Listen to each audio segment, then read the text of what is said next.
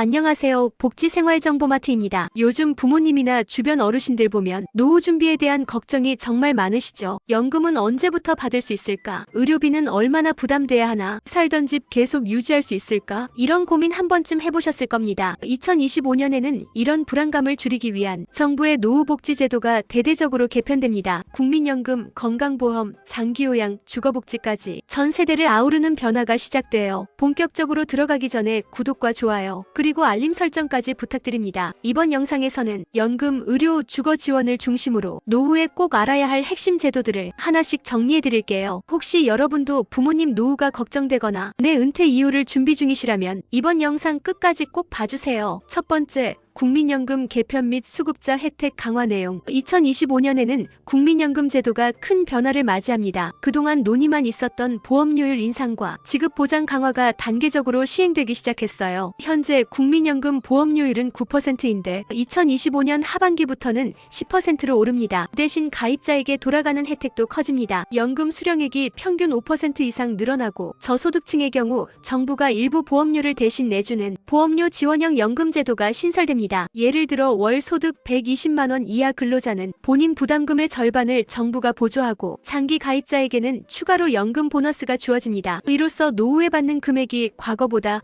최대 10% 늘어나요. 또한 국민연금 수급 개시 연령이 기존 63세에서 단계적으로 65세로 상향되지만 저소득자와 장기 가입자는 예외적으로 조기연금 신청이 가능하도록 조정됐습니다. 정부는 이번 개편의 목적을 미래 세대의 불안은 줄이고 현재 세대의 혜택은 늘린다로 정리했어요. 즉 연금 제도의 지속 가능성을 확보하면서 실제 수급자들의 체감 혜택을 높이는 방향입니다. 혹시 국민연금 예상 수령액이 궁금하신 분들은 국민연금공단 홈페이지에서 내 연금 알아보기 서비스를 이용해보세요. 가입 기간과 소득을 입력하면 자동으로 월 수령 예상액을 계산해줍니다. 두 번째, 건강보험 및 의료비 경감제도 변화. 노후의 가장 큰 부담 중 하나가 바로 의료비죠. 정부는 2025년부터 고령층과 만성질환자의 부담을 줄이기 위해 건강보험 제도를 대폭 손질했습니다. 먼저 65세 이상 어르신의 외래, 진료비 본인 부담률이 기존 30%에서 20%로 낮아집니다. 특히 만성질환자, 즉 고혈압이나 당뇨병 환자는 상시적으로 병원을 다니는 만큼 연간 진료비 한도를 정해 초과 금액은 건강보험공단이 부담합니다. 또한 저소득층 어르신에게는 노인 본인 부담 상한제가 확대됩니다. 예전에는 200만원까지만 지원됐지만 2025년부터는 연간 150만원 이상 부담 시 초과 금액 전액이 환급됩니다. 실제로 병원비로 생활이 어려웠던 분들에게 큰 도움이 되는 변화예요. 한편 치과항과 등 비급여 항목도 고령자 필수 항목 중심으로 보험 적용이 늘어납니다. 예를 들어 임플란트는 기존 2개 한도에서 3개까지 확대되고 백내장 수술의 본인 부담도 줄어듭니다. 또 중요한 변화는 노인 만성질환 관리 시범 사업이에요. 이 사업은 의료기관과 보건소가 협력해 고령자 건강을 주기적으로 점검하고 혈압, 혈당, 복약 관리까지 통합 지원하는 제도입니다. 참여자에게는 매월 관리비 일부가 건강보험에서 지원돼요. 이렇게 되면 어르신들이 병원을 자주 다니지 않아도 지속적인 관리가 가능해지고 질병의 조기 발견율도 크게 높아질 것으로 기대됩니다. 혹시 부모님이나 조부모님이 만성질환으로 병원비 부담이 크다면 이번 변화로 혜택을 받을 가능성이 높습니다. 주민센터나 건강보험공단 고객센터에 문의해보세요. 세 번째, 장기요양보험 확대 및 재가 돌봄 서비스 개선. 노후가 되면 가장 현실적인 걱정 중 하나가 혹시 나중에 누가 나를 돌봐줄까 하는 문제죠. 정부는 이런 불안을 줄이기 위해 2025년부터 장기요양보험 제도를 크게 확대했습니다. 먼저 장기요양 등급이 기존 1등급부터 5등급까지였는데 올해부터 인지지원 2단계 등급이 추가됐습니다. 즉 치매 초기나 거동이 약간 불편한 어르신도 조기에 요양 서비스를 받을 수 있게 된 겁니다. 또한 재가 요양 서비스 이용 한도 금액이 인상됩니다. 1등급은 월 196만원에서 210만원으로 4등급은 145만원에서 160만원으로 상향됐어요. 이 말은 곧 더 오랜 시간 동안 요양보호사의 방문 서비스를 받을 수 있다는 뜻이에요. 특히 홀로 사는 어르신이나 가족이 맞벌이로 돌봄이 어려운 가정에는 야간 주말 돌봄 서비스가 신설됩니다. 기존에는 평일 낮 시간만 가능했지만 이제는 24시간 대응 체계를 구축해 긴급 상황에도 요양 서비스를 받을 수 있습니다. 그리고 가족 돌봄 부담을 줄이기 위한 제도로 가족요양비 지원 한도가 확대돼요. 기존 월 24만원에서 30만원까지 늘어나 가족이 직접 돌보는 경우에도 일정 금액을 지원받습니다.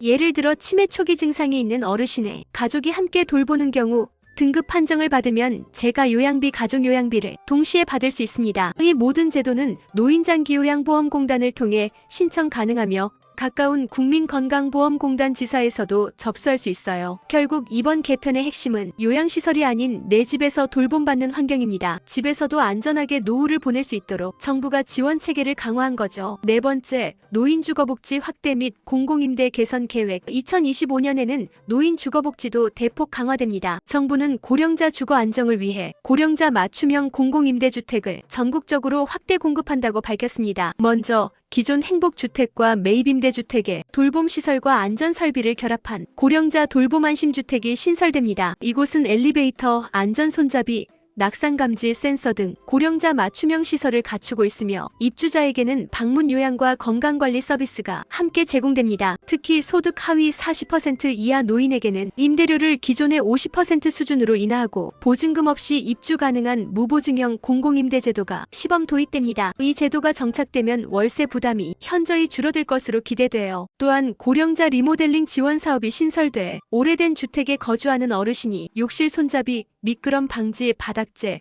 화재 경보기 등 안전장비를 설치할 때 정부가 비용의 70%까지 보조합니다. 예를 들어 혼자 사는 어르신이 20년 넘은 집 욕실을 개조할 경우 총 비용이 100만 원이라면 정부가 70만 원을 지원하고 본인은 30만 원만 부담하면 됩니다. 그리고 주거복지센터를 통한 주거상담 이동 지원 서비스도 확대돼요. 주거 환경이 열악한 노인은 의사, 보수, 행정 절차까지 한 번에 도움을 받을 수 있습니다. 이렇게 정부가 추진하는 목표는 노후에도 안전하고 편안한 집에서 살 수 있는 사회예요. 단순히 주택을 공급하는 걸 넘어 주거와 돌봄이 결합된 형태로 발전하고 있습니다. 혹시 부모님이 오래된 주택에 살고 계시다면 지자체 주거복지과나 LH공사 홈페이지에서 고령자 맞춤형 임대 신청 가능 여부를 확인해보세요. 다섯 번째, 노인 일자리 및 사회참여 지원 강화 정책. 노후를 지탱하는 힘은 단순히 연금이 아니라 일하고 사회와 연결되는 삶이죠. 정부는 2025년부터 노인 일자리 정책을 보조성 일자리 중심에서 소득형 일자리 중심으로 크게 전환합니다. 그동안 어르신 일자리는 공원 청소나 단순 돌봄 활동처럼 시간당 수당이 적은 단기형이 대부분이었지만 이제는 경력과 능력을 살린 전문형 창업형 일자리가 확대됩니다. 우선 만 65세 이상 참여 가능한 시니어 사회공헌형 일자리가 2025년 40만 개로 늘어납니다. 예를 들어 은퇴한 교사는 학습 멘토로, 간호사는 건강관리 도우미로 활동할 수 있어요. 사회와 다시 연결되면서 월 평균 60만 원 수준의 수당을 받게 됩니다. 또한 중소기업과 연계한 시니어 경력 활용형 일자리가 신설됩니다. 기술 경영 경험이 풍부한 60대 전문직에게 멘토링 역할을 맡기고 참여자에게는 월 최대 90만 원까지 지원합니다. 여기에 더해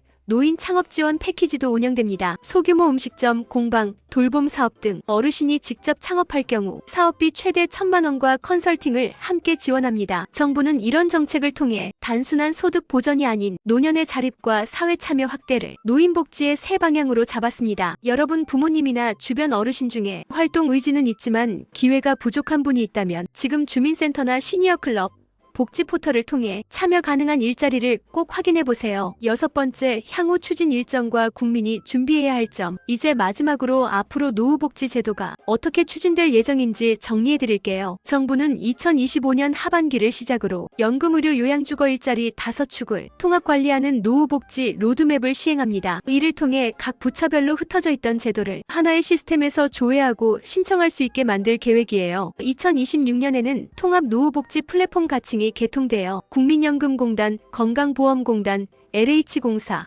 복지부 시스템이 모두 연동됩니다. 그때부터는 연금 예상 수령액, 요양등급, 의료비 경감, 공공임대 신청 현황까지 한 번에 확인할 수 있습니다. 그렇다면 우리가 지금 준비해야 할 건 뭘까요? 첫째, 내 연금 상태 점검하기. 국민연금공단 홈페이지에서 예상 연금액을 미리 확인하고 보험료 지원 대상인지 체크해두세요. 둘째, 건강보험 본인 부담 상한제 활용하기. 부모님이나 어르신이 병원비로 힘들어하신다면 건강보험공단에 문의해서 환급 가능 여부를 확인하세요. 셋째, 장기요양주거 일자리 정보 미리 보기. 지자체 복지포털이나 복지로 사이트에서 노인 맞춤 돌봄 공공임대, 시니어 클럽 참여 여부를 사전에 확인해두면 훨씬 유리합니다. 이런 준비를 미리 해두면 제도가 본격 시행될 때 혜택을 가장 먼저 받을 수 있어요. 결국 2025년 이후 노후 복지의 핵심은 국가가 평생을 함께 돌보는 시스템입니다. 이제는 노후를 두려워하기보다 제도를 활용해 안정적으로 살아갈 방법을 스스로 찾아야 할 때예요. 복지생활정보마트가 앞으로도 여러분의 든든한 노후 동반자가 되어드리겠습니다. 오늘 영상에서는 2025년부터 달라지는 노후 준비 핵심 제도들을 정리해봤습니다. 연금, 의료, 요양, 주거, 일자리까지 모두 연결되는 통합복지 체계가 이제는 현실이 되고 있습니다. 그동안은 몰라서 못 받는 경우가 많았지만 이제는 알고만 있어도 충분히 누릴 수 있는 혜택이 많아졌어요. 혹시 부모님이나 주변 어르신이 이런 제도를 모르고 계시다면 오늘 영상 꼭 공유해주세요. 작은 관심이 가족의 노후를 훨씬 안정적으로 만들어줍니다. 복지생활정보마트는 앞으로도 여러분의 노후를 든든하게 지켜드릴 가장 가까운 복지 파트너가 되겠습니다. 항상 여러분의 삶을 응원하는 복지생활정보마트였습니다. 다음 영상에서 또 만나요. 감사합니다.